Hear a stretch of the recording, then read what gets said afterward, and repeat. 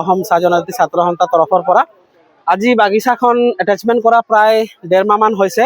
9 তাৰিখে আমাৰ লক আউট কৰিছিলে আৰু আমাৰ 1.5 মাহ মান হৈছে এটাচমেন্ট কৰা, কিন্তু আমি শ্ৰম বিভাগক গাফিলতি দেখি পাই আছো যে 1.5 মাহ সম্পূৰ্ণ হৈছে, কিন্তু আজিলৈকে পিএফ এটাচমেন্ট কৰা 1.5 মাহ হৈছে, কিন্তু মালিক অহা নাই বা কোনো ধৰণৰ ৰিচিভাৰ অহা নাই।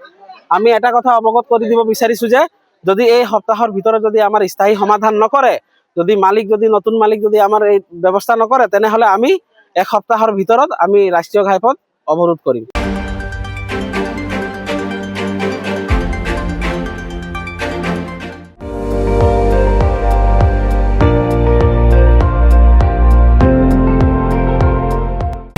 আপুনি চাই আছে ND24, সৰ্বশ্ৰেষ্ঠ নহয় সৰ্বোত্তমৰ দৌৰ।